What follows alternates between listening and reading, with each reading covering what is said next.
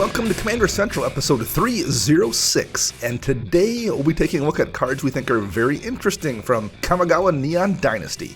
I'm Dana. I'm Max. And I'm Chris. Gentlemen, how is it going this kind of sunny-ish Thursday morning? I guess it'll air on a Monday, but we're recording on a Thursday. It's funny you say that, Dana, because it's not Friday, like I thought it was all morning. Like you thought it was all day long?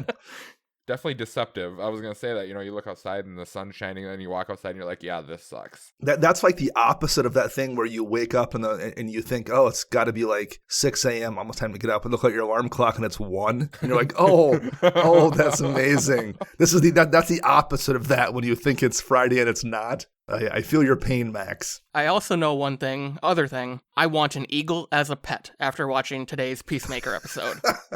I'm 2 behind, so okay. I'm this weekend I will watch the last 2. What a ridiculous, fantastic show that is. Yeah, it is. It just makes me happy. Yes. Even the ridiculous hair metal music is amazing. Yeah. Everything about that show is great. Have you watched it all, Chris? I have no clue what show you guys are talking about. Oh, Peacemaker is the spin-off series from Suicide Squad is fantastic. Okay. Yeah, because when I hear Peacemaker, I think of a 6-shooter revolver or something like that. It's the John Cena superhero show, and it's great. Okay. I'll have to look into it. Quickly before I forget here, we had or at least I got a message from listener Jesse C, and this was about a comment we made in episode 304, so I will just read Jesse's message here. Hi Dana, love all your content, and I was just listening to episode 304 of Commander Central, where you mentioned you don't know how leaks could be of such low quality. As a photographer, I can tell you exactly how it is, and it's quite simple. The images are from a much larger photograph where someone has used their phone to sneak a shot with a card in the distance. Then they have to crop it down to a small percentage of the original image, maybe even like 1%. That's why the resolution is so low on a phone camera that even has like 15 plus megapixels. And Jesse C made a Twitter account just to tell us that. So thank you very much. It's not like someone's taking their phone and like holding it over the one card we're seeing, or taking it from a distance and then having to crop down and blow it up. So that's why it looks so terrible. Man. That was an interesting response. So thank you very much, Jesse C. I think those guys need to watch some Tom Cruise and some Mission Impossible and get some like... Enhance. Yeah. Enhance. Yep. That's not how that works. One of my favorite bits from Super Troopers, I believe. So, Max, you guys talked a little bit about Chicago last week. Yeah. But I didn't get a chance to share my thoughts, so I'm gonna quick talk about having gotten to play a ton of games in Chicago. I had a fantastic time. So thanks for everybody who came, because I didn't get to thank everyone last week, and we left on Sunday around noon, and some people still hadn't shown back up, so I didn't get to say goodbye to everybody, but thanks to everyone who showed up. That was a super good time. I had a blast. I got some scotch and a birthday cake because it was my birthday weekend, so thanks for everyone for a great birthday weekend. That was phenomenal. I played a ton of fun games. It was kind of a closed circuit, so like the first day, everyone was having their Rule Zero conversation, did a good job of it, and like by Saturday, people were just playing. Yeah. Which is always nice too, like when you realize just everyone in the room basically is on the same page. And you can just jam a bunch of games. It was exactly what I needed on a cold end of January after, a month of miserable weather and just things like that. I just needed a weekend of cool Commander games with a bunch of cool people. So thanks for everyone who was there again. It was amazing. And we didn't die going down our back. We didn't. We had a few car tire issues, but I had to get those resolved when I got back home, and when we avoided having to pull over the side of the highway and change a tire or anything, so we were all right. I heard someone's car blew up or something like that, too. Yeah, there was who was that, Max? Because somebody had some awful problems afterwards. I was Slack, and I was like, yeah, no. That was, Draco had a bunch of car issues on his way home, I believe. So, yeah, a real good time. And especially you, Max, who organized some of it, and especially Seeb, thank you, who took care of everything on the logistical end. So thanks to you both and just everyone in general. Real good time. Any other final news that came up? I guess we had a Commander Rules Committee announcement on Monday, which was no new bannings or unbannings. So anyone that was worried about Dockside Extortionists, say, or the Thassa's Oracle combo, those survive another 3 months for now. So no news, I guess, is not worth delving too deeply into. No, that just goes to show that the format's healthy. I mean, there's cards that people don't like, and there's way that people play that they don't like, so they want to see certain cards banned. But overall, in the grand scheme of things, everything seems to be going good. Yeah, I think I just actually made a comment on Twitter about, because whenever the unbanning thing comes up in conversation, because like last week, everyone knew there would be an announcement on Monday. So last week I saw a lot of people like, oh, I hope this gets unbanned. I hope, we get Recurring Nightmare unbanned or Caracas unbanned. Like, those things aren't going to happen. No. But the post I made was, I think people come at that from the wrong angle. Could you technically unban some cards? Maybe. Is the game better with those cards unbanned? Like, could you maybe unban Primetime? I mean, maybe. But like, is there anyone going to walk away from a pod saying, man, that was a lot of fun seeing that Primetime? I don't think that's the case. So if you could maybe argue that Uro is a better card or something and is legal, okay, but I don't think anyone seeing Primetime in a game has an improved game experience for the most part. So that's the comment I made about unbannings, but I think that applies a little bit to bannings as well. I don't like Dockside Extortionist. I don't think it's a very healthy card for the format, but I also do think people have a lot of fun playing it, and I don't think it's as miserable to play against as something like Sylvan Primordial. Oh, no, not even close. Yeah, so like I also think that applies a little bit to bannings too. Like, are games, better off with Dockside gone? I don't know if I can argue they are. So that's why I'm torn on that one. I don't love it, but like, I don't know if I can argue for it being banned either, because I do think it creates some fun game states sometimes. Yeah, you use that black-green sorcery that destroys all artifacts and enchantments, CMC 1 or less or whatever. After they use Dockside, you're like, ha, payback sucks, doesn't it? Gotcha. So yeah, that was my little Dockside rant. I don't love the card, but I do think I wasn't surprised to see it skate past either. I think there's legitimate reasons to keep it around. So yeah. So we have the full Kamigawa Neon Dynasty spoilers, as well as the spoilers from the two Precon Commander decks we're going to get. And I think we should just jump right into talking about the cards we find interesting here. Sure. I think we each grabbed one commander and 4 non-commander cards, or one legendary like creature that could be your commander, and some and 4 in the 99 kind of cards. We're going to talk about each of those, the ones that we liked and found interesting. And I can start here, and we'll start talking about the legendary creatures. Sure. The first one I want to comment on is Light Paws, Emperor's Voice. It's a 1 and a white Fox Advisor. It's a 2/2. Whenever an aura enters the battlefield under your control, if you cast it, you may search your library for an aura card with mana value less than or equal to that aura card, and with a different name from any aura you control, so that really doesn't apply to Commander very much, and put it onto the battlefield attached to Light Paws. So when you play a 2 CMC aura, you go grab another 2 CMC aura or less and put it into play onto Light Paws. Yep. First of all, that's a pretty solid card, I think, in any Enchantress deck. Even in the 99 of whatever deck you want to play, that's just a good value engine to get a bunch more enchantments out. What I think is most interesting about it, though, is it kind of gives you a really weird mono-white aura-based aggro Voltron commander that I don't think really exists at all. You put this as your commander, it's going to drop on turn 2. Turn 3, you probably have some aura you can attach to it. You throw, whatever 2 or 3 drop aura on it on turn 3, and then you can go grab a Hyena Umbra or a Flickering Ward or something, immediately protect it, and then on turn 4, attach whatever offensive aura you want to attach. Attach that Battle Mastery, and then go grab all the glitters or something, and you're just hammering people in the face very quickly with a very aggro commander doing a good amount of damage on turn 4. That's just not a thing that you often see in mono white. I think it's an interesting line of play. The deck probably winds up being pretty cookie cutter, I would guess. I'm going to bet in 6 months' time, if you go to EDH Rec and look at all the Light Paws decks, I bet they all look kind of the same. But who cares? I mean, it's an interesting deck. It's going to do an interesting thing that nothing else probably really does in mono white. That's a good thing. So I think it's a cool card. I think it'll make for an interesting commander. And yeah, I like the design. So that's the first one I wanted to talk about. I like it a lot too. Max, what is your legendary creature / commander here? My legendary creature / commander is Kodama of the West Tree. So this is 2 and a green for a 3/3 spirit with reach.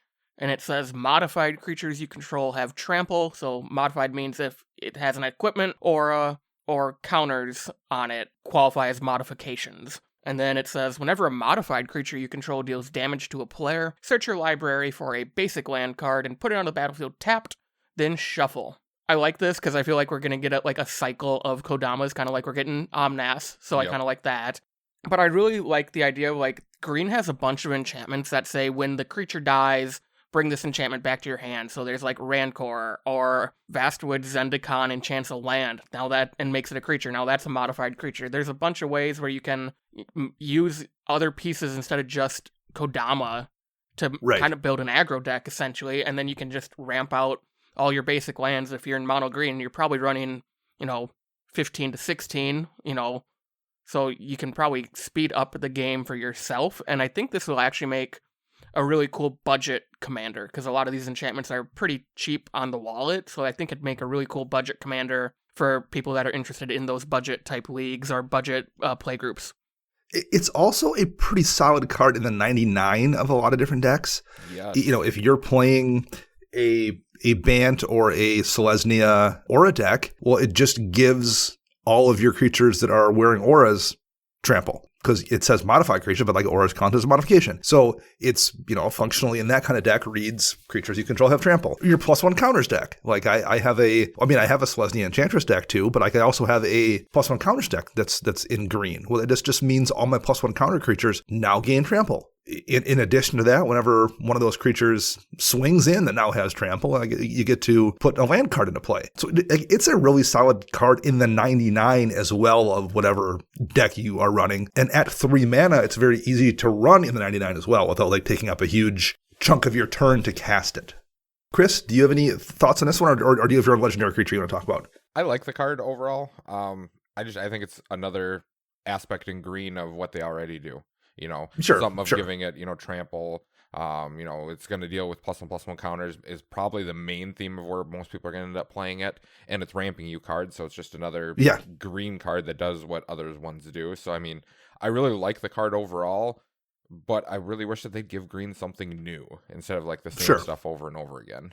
And I guess one thing I will note too, I said +1 counters. Modifications in this case are just counters. So -1 counters count for this, like a first strike or hexproof counter like we've gotten in a couple different sets. Those count as counters as well. So basically any kind of counters on a thing count in terms of giving your thing trample. So there's just a lot of weird versatile things this can be used inside decks for. Yes.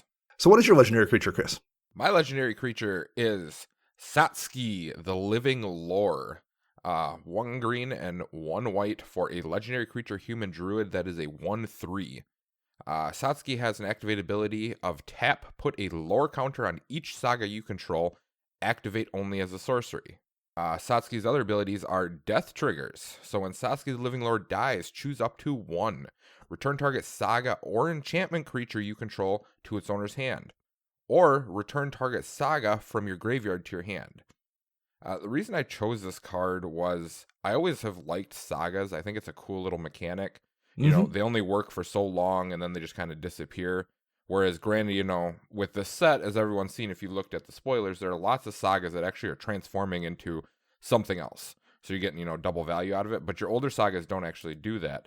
And I like this card because it lets you reuse them, or it lets you play that game of, okay, I don't need the saga on page 1. I need it on page 2 or page 3 so I can speed this up a little bit. Yeah. And I really like this because, it's the same with when the dungeon mechanic came out. I loved how they brought in a new mechanic, something like that. So I'm hoping that this can be played. I'm not sure if it's going to be super good or super relevant or anything. But in my mind, it just seems like it'd be a cool little niche thing to try. 100%. This is that kind of thing where you're you're not going to get blown out by this card in any game, but it's going to be weird and fun and different than any other commander at the table for sure, which I always enjoy seeing. Yeah, the only downfall I see of this deck is going to turn into a Planeswalker deck where there's going to be a million sagas on the table. You're going to be what is going on? It could easily be pretty dirtily, for sure.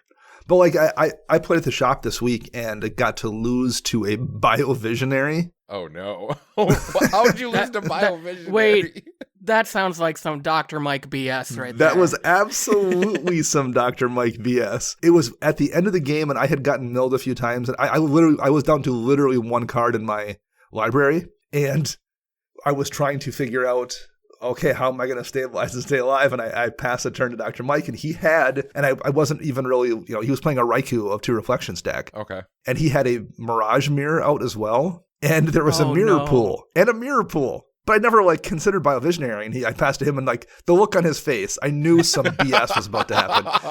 I can see it too.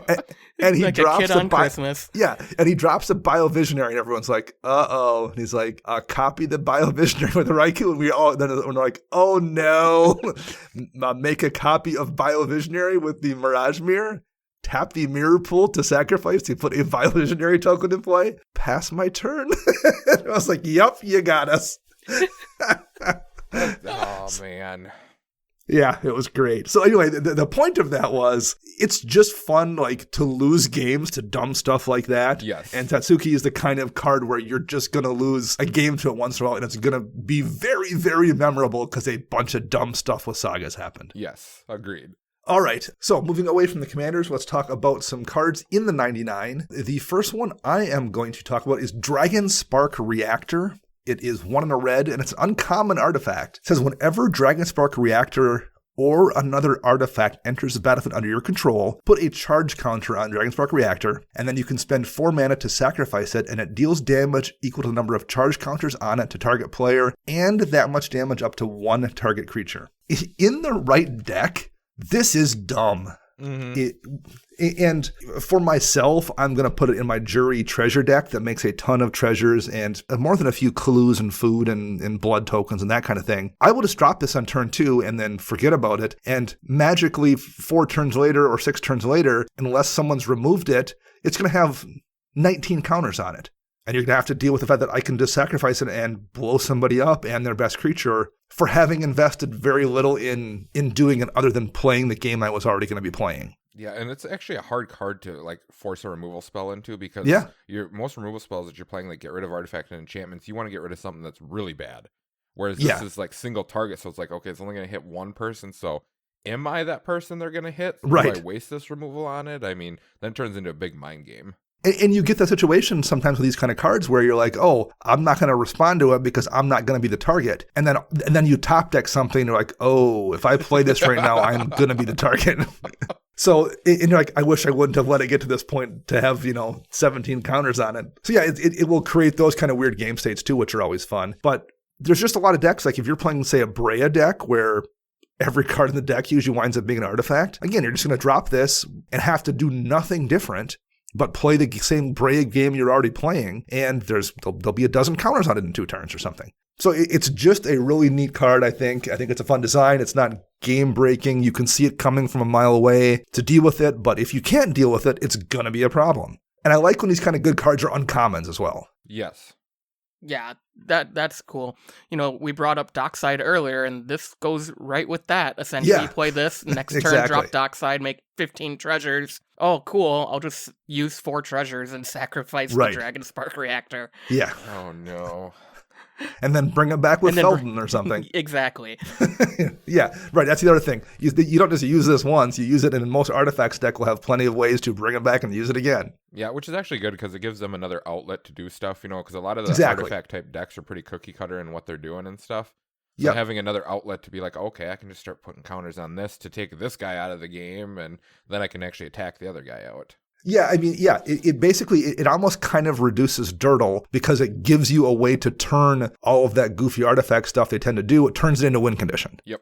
So, yeah, I like that card a lot. My only complaint is it's only 3 mana. It's not 3 mana or 1 mana. I would love it to be an odd CMC so I could put it in my Ubosh deck. Oh, sure. Oh, that would be gross. No. Yes. No.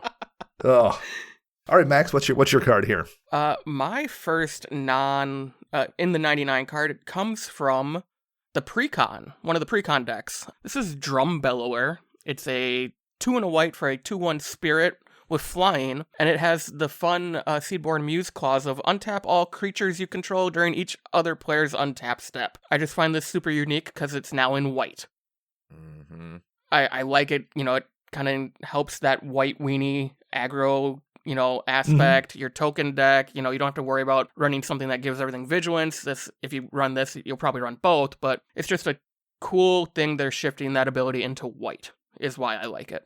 I mean, this is one of those things too, like if your commander has a good tap ability, that's, just useful in your deck as well. And like spirits are one of those tribes where a lot of spirits tend to be like uncommons or commons. There's not a lot of amazing, bomb spirits that are really kind of game changing. There's some, don't get me wrong, but like it's always useful for that person who's playing the spirit tribal deck to like suddenly get a good card for that deck as well. So it's useful in a bunch of situations for sure. I like this one a lot. Yeah, and your point, Max, about seeing this ability moved over into white that could use the help. Totally agree there as well. That's a real good point. Chris, what's your card for the 99 here? I'm going to jump into the color blue. Now, blue is probably my least favorite color out of all the colors in Magic, and I've said it multiple times and all that, but this one actually caught my eye because I've been thinking about it for modern purposes, and it actually seems like it could be good in Commander, and it's called the Reality Chip. It's a 1 and a blue for a legendary artifact creature equipment jellyfish. So many words on this. It is a 0/4, so it's pretty much a 0/4 for 2. Comes into play, you may look at the top card of your library at any time. That's pretty good effect, on a 0/4 creature. Yep. It also has an ability that says, as long as it is attached to a creature, you may play lands and cast spells from the top of your library. Well, how are you going to do that? Well, you can reconfigure it, which is a new mechanic in this new set that's coming out, where you can attach I think most of them are creatures anyways, and they turn into an equipment that go onto something, and then they're reconfigured. I guess that's how that works. I'm guessing.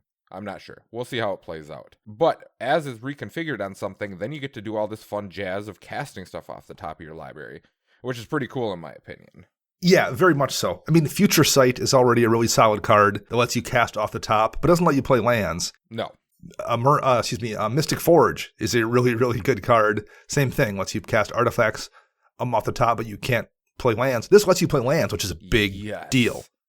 I do like that it allows you to look too, so you can set up, I like the ability to be able to speed up the game a little bit, like where people are taking their turns, I can look at the top card of my library and be like, okay, so I have this coming up, so I can do this, this, and this, and actually helps me play the game a little bit faster.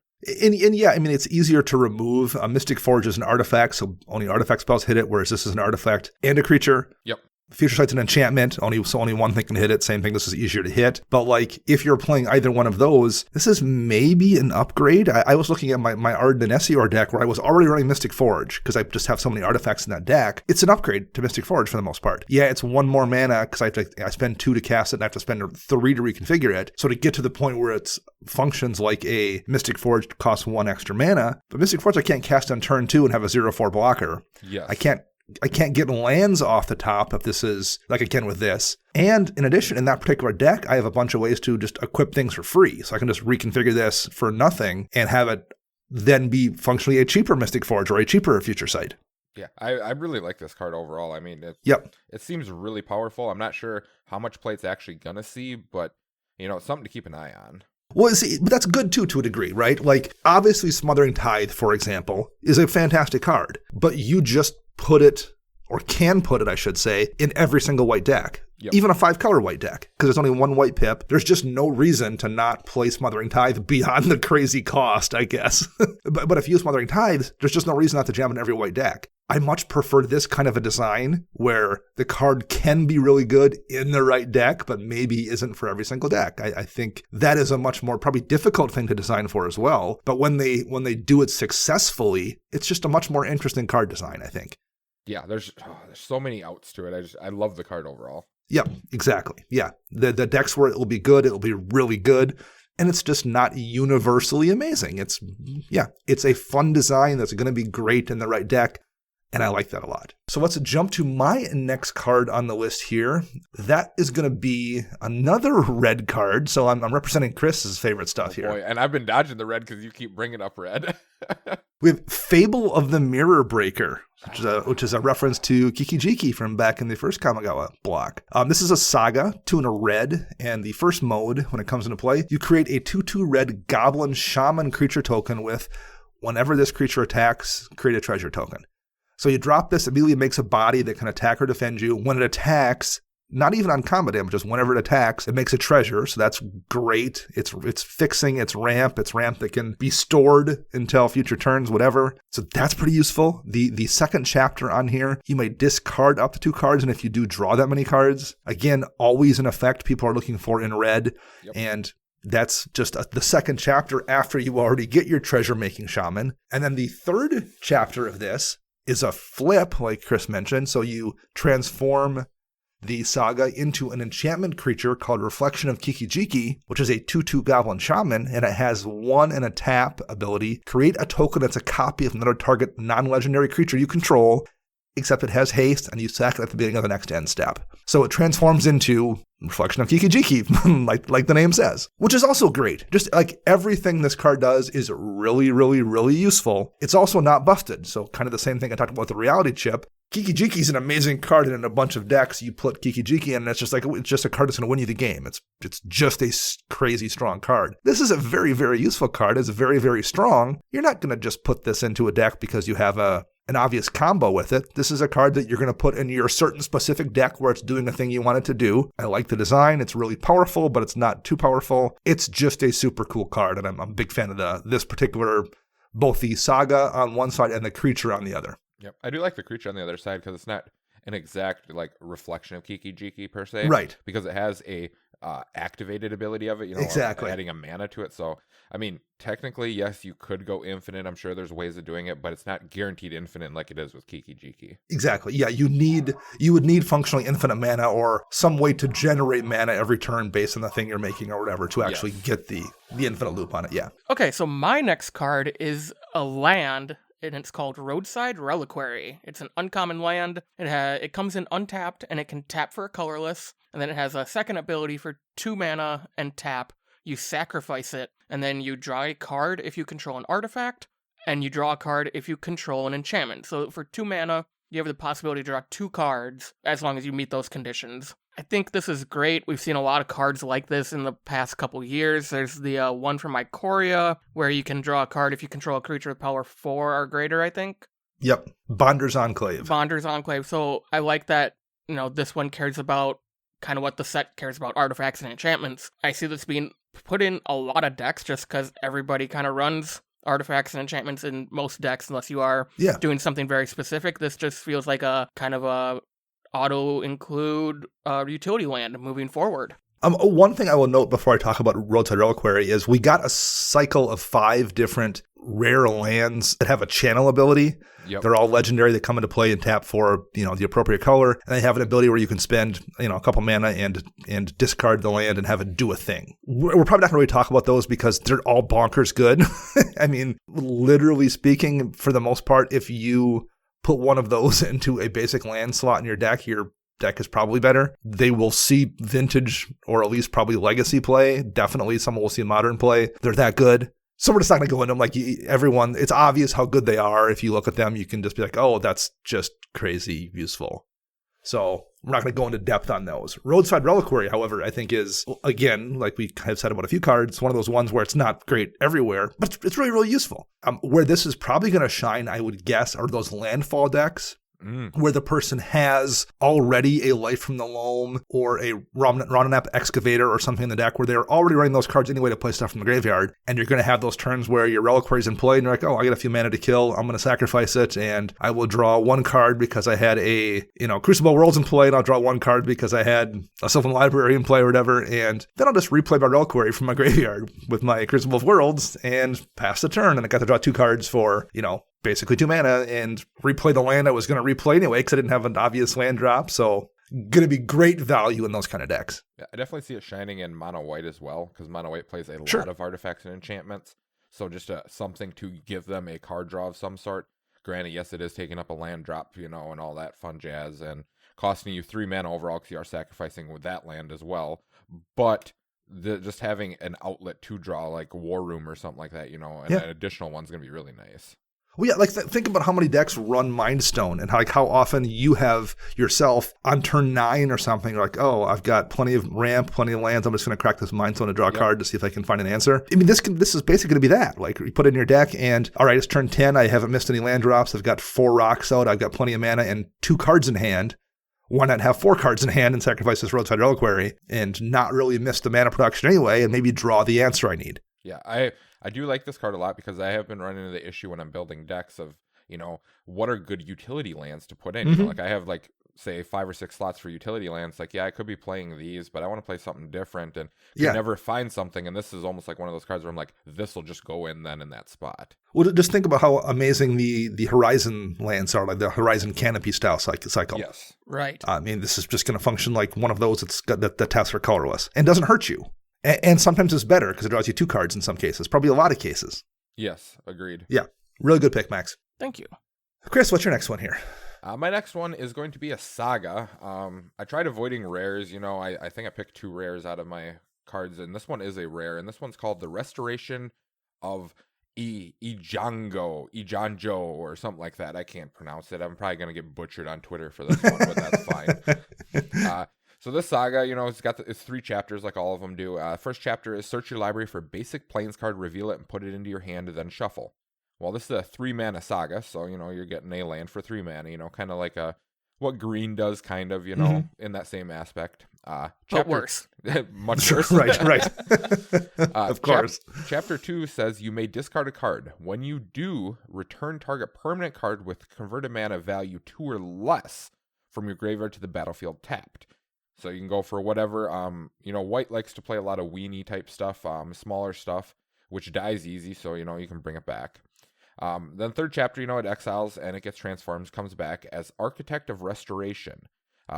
Architect of Restoration is an enchantment creature fox monk that has vigilance, and it is a 3/4 that reads, whenever it attacks or blocks, create a 1/1 colorless spirit creature token. I think this just fits all the overall themes of a white deck. You're creating tokens when it flips. You're getting back a little weenie stuff off one of the chapters. You get a horrible ramp portion of this, but you're still getting some sort of ramp out of it. Sure. I really like the card overall because it's just low CMC value, and it's going to give you something in the long run.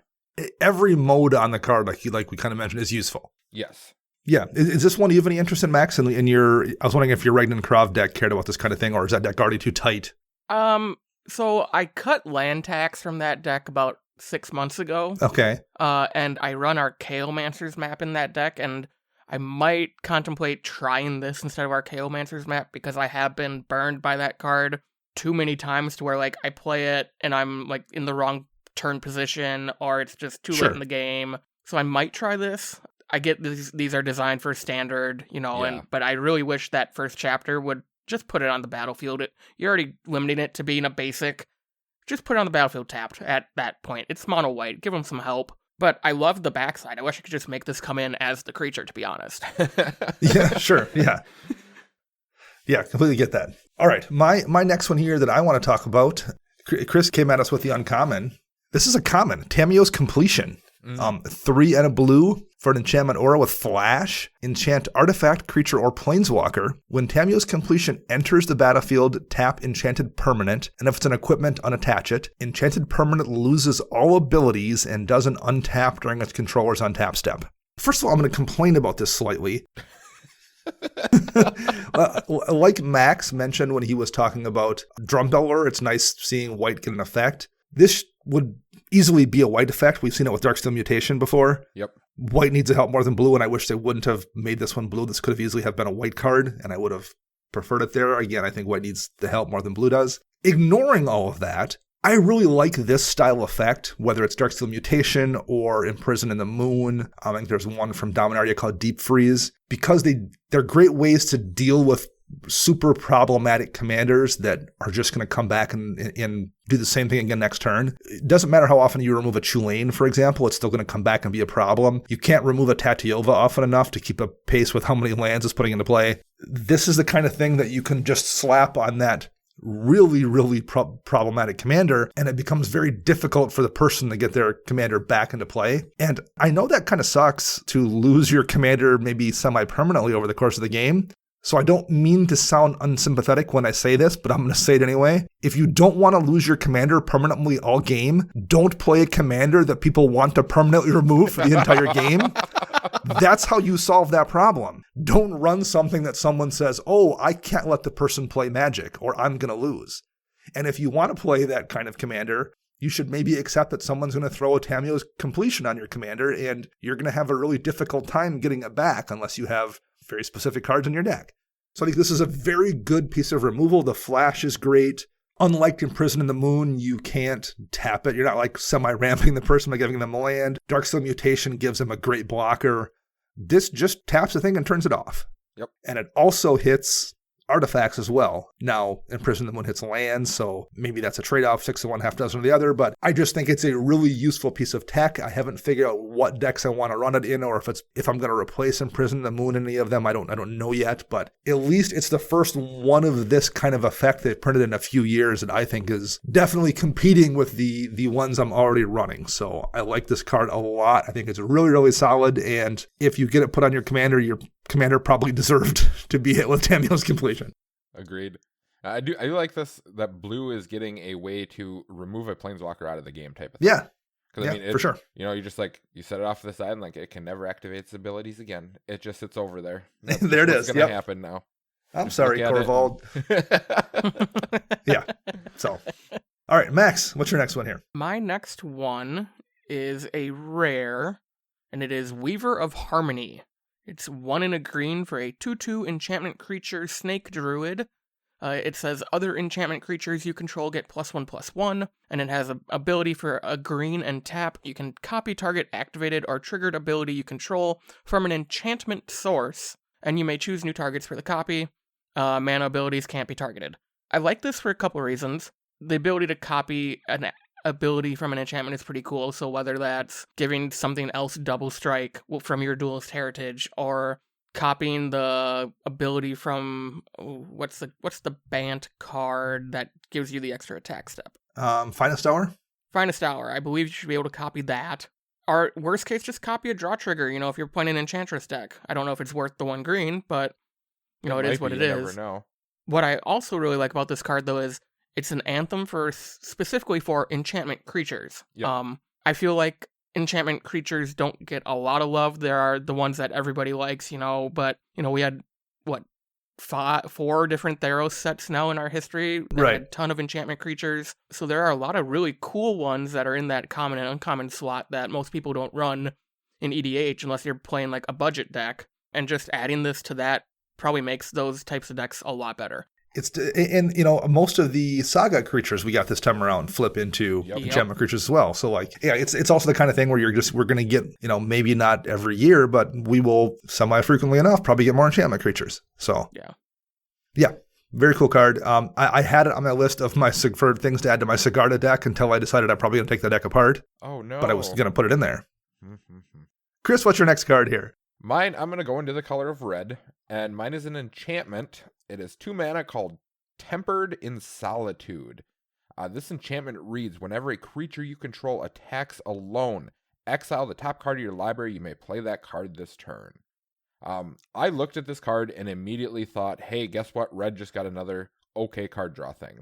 Yeah. The ability to, yes, you have to attack alone with a creature, whatever. People are probably yelling at me, red needs to attack with multiple creatures to do anything. I know. I'd rather be able to draw cards in my game.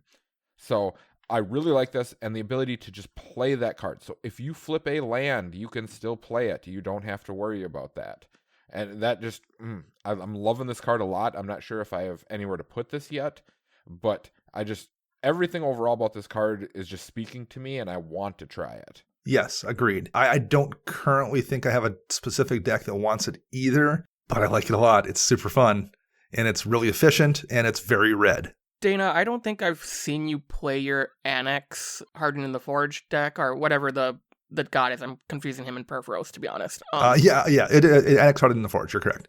I think I've only seen you play it once on stream. Do you attack with a lot of stuff in that deck? I do. It's kind of, okay. There's 30 creatures. Because the way I built the deck, I built it with no instants or sorceries. That's so right. All my artifact removal is this random uncommon from Born of the Gods that when it ETBs, you destroy an artifact. So I have half a dozen of those creatures in there too that nobody plays, but I'm playing that deck because I'm not running any other artifact removal. So I have things like that. So that deck winds up, there's 31 creatures, 32 creatures in it. So it does tend to go kind of wide.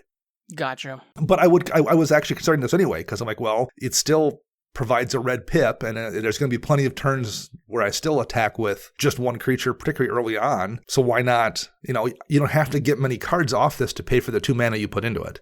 That's the thing. It doesn't need to be amazing to get. You don't need a ton of triggers to pay for itself. Yeah, the way I look at it too, I mean, even if you are going wide with a card like this, there are those board games or those states where you get locked out where you can't really attack because everyone's got blockers. So it's like, well, I'm just going to send this 1/1 at you. Go for it, block. I don't care. I'm just getting the attack trigger. That's all I care about. Yeah, these little goblin tokens are disposable. Yep. Yeah. I have a follow-up question. Is Kedis and Crom just too tight for this? Because you tend to only swing with one creature there. That was the one I thought about. The problem there is what I realized was because I don't have, it's not a creature deck really, this wouldn't do me any good until Crom or Kedis was already in play, in which case I'm already doing things anyway. Like, so this I could play it on turn 2, and then it wouldn't really do much until I happen to have Crom out or something. Yep. Gotcha. So, but I thought about it there as well for that reason, because there's probably plenty of times when on the attack it would give me a card I could use, but I don't think it's quite good enough for that particular deck. All right, my last one here I want to talk about is Ruthless Technomancer from the Precon decks. It's 3 and a black for a human wizard. It's a 2/4. Whenever a Ruthless Technomancer enters the battlefield, you may sacrifice another creature you control, and if you do, create a number of treasure tokens equal to that creature's power. And then you can spend 2 and a black and sacrifice X artifacts and return target creature card with power X or less from your graveyard to the battlefield where X can't be 0. So there's probably technically loops you can do here. If you've got a doubling season out and you make twice as many tokens, then you can sacrifice them and bring back the thing you sacrificed. And there's definitely ways you could assemble enough cards to make this go infinite. Yep. But at that point, if you're going to assemble that kind of an engine, there's a gazillion things that can go infinite if you want to put together a 4-card combo. So I've seen people talk about this being like Black's Dockside. It's not Black's Dockside. Dockside just comes into play way earlier if you needed to. It's almost always going to make you treasure at no cost to yourself because you're counting other people's stuff, and this is Commander. People play artifacts and enchantments. This requires you to lose a thing as well. It's not nearly Black's Dockside, but it's a really, really solid card, I think. I like how it allows you to use treasures for another purpose. Exactly. You can sacrifice them to return stuff. So you're making a bunch of treasures. So, why don't we just sack them off to return something big back? I mean, it seems really good. Sacrifice that big beater, make, 6 treasures, bring back that small thing that you wanted that had some useful effect by giving up 3 of those treasures. Still have a couple left for some future ability you use. It's just a really good value piece. I like the card a lot. I've got a treasure deck where I'll probably be running it for sure. So fun design. I think it's again one of those kind of clever, safe designs where it's going to be good, but it's not going to be amazing, or at least not amazing in every single deck. It's probably much more niche, and I like that design and wanted to talk about that one. So that's my last card that I think is super cool here. It definitely gives me Disciple of Bolas vibes. Yes, well, and that came up. Somebody was talking about this comparison to Disciple of Bolas, and I said, generally speaking, Disciple of Bolas is probably going to win you games more often than this will. Yeah. Not that this can't, but I'm saying the amount of times this is going to come down and you're like, boom, I just got 7 treasures and now you're going to lose, compared to, I just drew 7 cards and you're going to lose. the drawing the cards is probably going to win you more games more than this, which is, I'm not saying this is bad, or I'm not saying it's better, it's worse than Disciple of Bolas. I'm just saying it's a pretty balanced card, I think, all in all. It's good, but you have to be in the right situation to make it be busted. Yeah. I still think it's really, really powerful, though. I mean, for sure, having a sack outlet, something like that, when it comes into play, because you're already going to, in black, you're playing with creatures that are you want them to die anyways, or they're going to return upon death. I mean, I see some awesome stuff coming from this card. Yeah, I like it a lot. It's really good. Max, what's your last card here? My last card comes from the Precon again, and this is Release to Memory. It's an instant for 3 and a white. Exile target opponent's graveyard, and then for each creature card exiled this way, create a 1/1 colorless spirit creature token.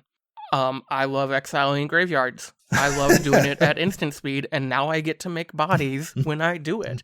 I think this is a pretty fairly costed card, seeing that it's instant speed, and it only hits a single player versus something like Scavenger Grounds, where it's, 2 mana and sack the land, or even like Relic of Progenitus, that hits everybody.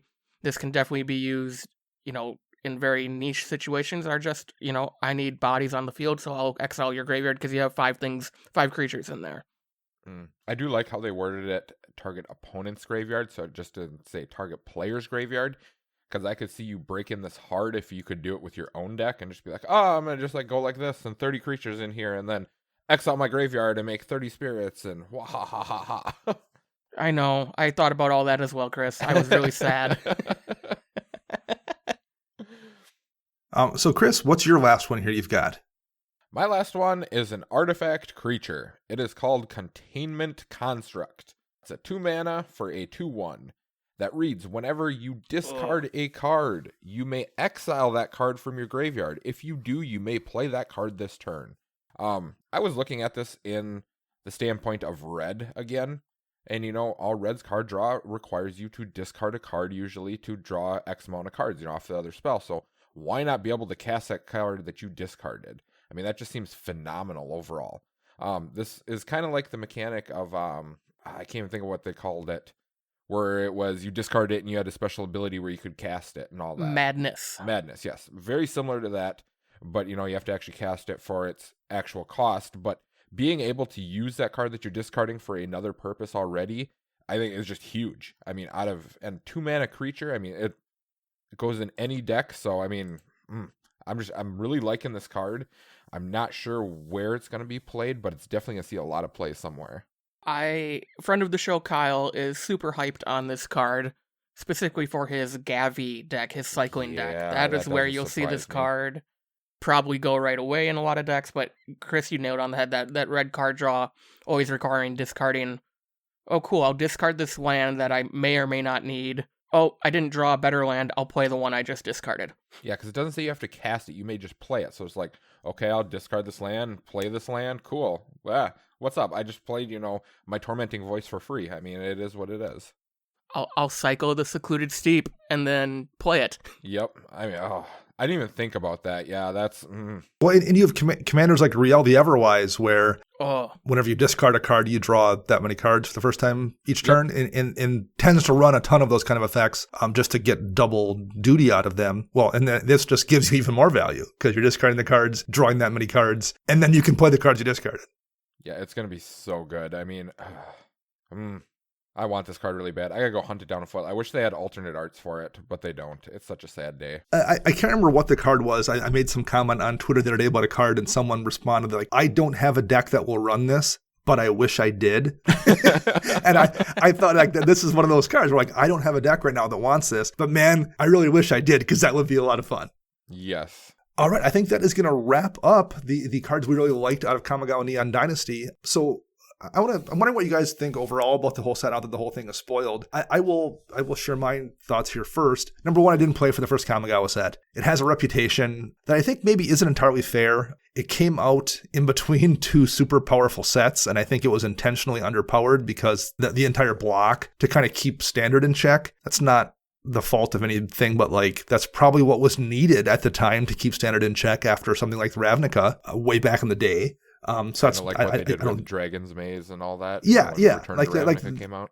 Not everything can be continuously stronger than the thing that came before it. So I have no real allegiance one way or the other to Kamigawa as a plane, but for some reason I wasn't expecting much from the set. I don't know why that is. I had literally no expectations going in. And I've been actually kind of pleasantly surprised. There's been a lot of really fun cards.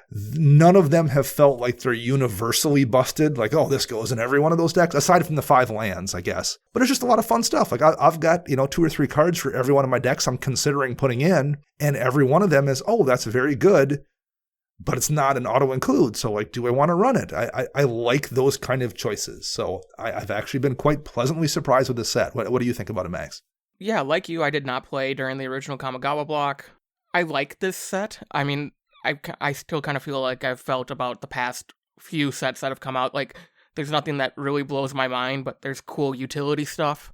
I'm shocked for how much enchantment interaction there is for this type of set. I was expecting the artifact stuff because, the Neon Dynasty, they're samurais and ninjas. They need to have weapons. I get that. So I was pleasantly surprised to see how much enchantment support was in this set outside of just assuming we were gonna get more shrines. So I find that really cool. I love a lot of this art style. This is probably some of my favorite art in recent years for Magic. So I don't know. I'm hyped for it. And I'll probably grab a bunch of singles. And there are definitely things I want to put into a deck or build a deck around. How about you, Chris? What are your thoughts on it? So far, I enjoy this set a lot. The past couple standard sets that have come out have been kind of lackluster, in my opinion. They seem like they've just been kind of forced overall. Like, because we've been going back and in time to other planes that we've been on before and type of stuff like that. I shouldn't say we're going back in time. We're going to the future for them. But it's like we're going back to the same planes, and it's kind of just like rehashing the same old stuff again. And this just seems like a nice reprieve from that, where it's all newer stuff, where people are actually looking forward to it. Because I know, for instance, in our local store, we haven't fired draft for Crimson Vow in over a month. And everyone's talking about this set coming out. So I'm hoping that this is what it's going to change to, is where everyone's going to come in, they're going to want to play it, the cards are going to be widely dispersed, and, everyone's going to enjoy what Magic was once again. That's good to hear, and I kind of agree with you. Nothing against Innistrad, but like nothing felt particularly fresh or new out of the last two sets we had last fall, the two Innistrad sets. Yes. For me, at least. I'm not saying if you loved it, great, but for me, it just didn't super resonate with me at all. Despite this being a revisited plane, it did feel fresh and new to me. I've enjoyed seeing all of this stuff, and that seems to be what we're going to be looking at the rest of the year. New Capenna is the next set. That's not a plane we've been to before. That could be a whole bunch of fresh new stuff. And despite the fact that we're going back to Dominaria for two sets this fall in Dominaria United, I love Dominaria.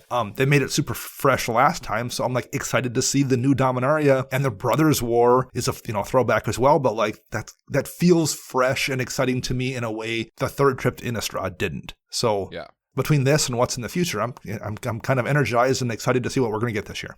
So any guesses? I'm going to throw this out there. When are the other Paraders going to show up? They've been coming in like every other set. I would guess they're going to show up in that's what I'm going to guess the Dominaria United set is. That's going to be another Phyrexian attempted invasion of Dominaria. That's what I'm going to guess we're going to get. Elesh Norn's going to get her revenge and stuff? I think so. So here's my question. So we've seen Vorinclex and now Jin-Gitaxias, right? Yep. And which one? There's a Praetor that's dead, correct? I believe Shieldred is dead. Okay, so that leaves the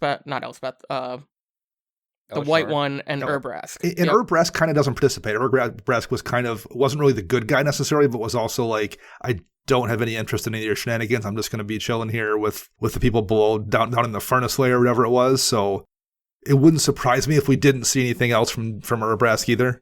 Yeah, my understanding was that Urbrask was actually hiding from Elesh Norn or something like that. I believe so, yeah. Because Elesh Norn was taking over everything, and I know wasn't Urbrask the weakest of the Praetors and didn't want to get involved with any of it. So and also wasn't really necessarily protecting the Phyrexians, but also wasn't interested in converting them or completing them either. Was just kind of letting them be. Keep the status quo. That's exactly. What it is. Yeah. So here's my prediction then. I think we will get Elesh Norn in New Capenna as one of the gang leaders. Okay. Ooh. And then I think she is working to get I think Dana's on the right. It will all come together in Dominaria. But I actually think we might get a new Atraxa. Oh, sure, I could see that. Atraxa is a Praetor, isn't she? Yep. I bet we get like Atraxa, maybe like a standard legal Atraxa card, or maybe it'll be like a new Atraxa in whatever set they print her in as the pre-con deck. Okay. So here's what I think the long-term storytelling thing is. This is totally out my butt too. So I'm ready for this. So there's kind of this theme you see in particularly like comic book style movies where the bad guy from the first thing has to team up with the heroes in the second thing to deal with the bigger threat.